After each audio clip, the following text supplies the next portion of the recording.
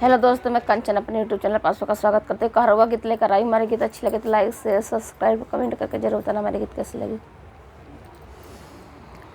आंधी आवै पानी आवै वो सरवा गिरा माटी में, वो सरवा गिरा माटी में। सासू बोलिया जिन बोला सजन के बिना बाटी हो। सासू बोलिया जिन बोला सजन के बिना बाटी हो।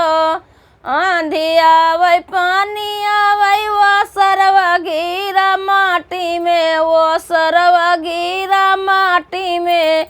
सासू बोलिया जिन बोला सजन के बिना बाटी हो। सासू बोलिया जिन बोला सजन के बिना बाटी हो। सुआने की थाली में जेवना परुअस्यूं, सुआने की थाली में जेवना परुअस्यूं। जेवना न जियावै वो सरवा गिरा माटी में, वो सरवा गिरा माटी में। सासू बोलिया जिन बोला सजन के बिना बाटी हो। सासू बोलिया जिन बोला सजन के बिना बाटी हो। आंधी आवै पानी आवै वो सरवा गिरा माटी में, वो सरवा गिरा माटी में। जेठनी बोलिया जिन बोला सजन के बिना बाटी हो। जेठनी बोलिया जिन बोला सजन के बिना बाटी हो। जेठनी बोलिया जिन बोला सजन के बिना बाटी हो।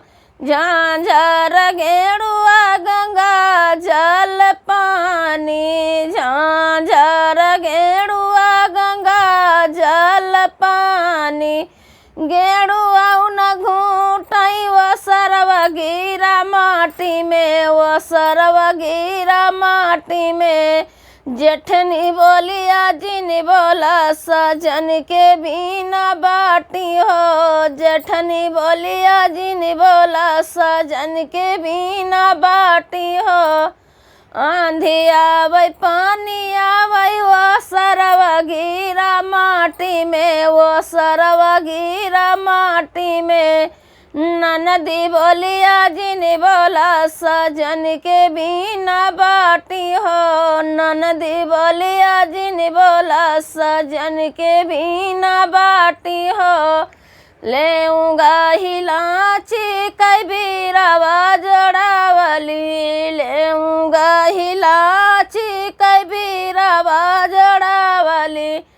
अरे बीरावा न कूचाई वो सरवा गिरा माटी में, वो सरवा गिरा माटी में। ननदी बोलिया जिन बोला सजन के बिना बाटी हो।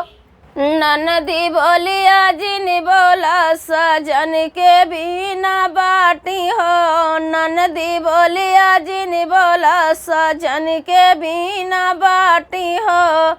आंधी आवै पानी आवै वो सरवा गिरा माटी में, वो सरवा गिरा माटी में। देवरा बोलिया जिन बोला सजन के बिना बाटी हो। देवरा बोलिया जिन बोला सजन के बिना बाटी हो। आंधी आवै पानी आवै वो सरवा गिरा माटी में, वो सरवा गिरा माटी में। देवरा बोलिया जिन बोला सजन के बिना बाटी हो, सजन के बिना बाटी हो। फूला नेवारी कैसी अजल लगाऊं, फूला मैं बीनी चूनी सी अजल लगाऊं।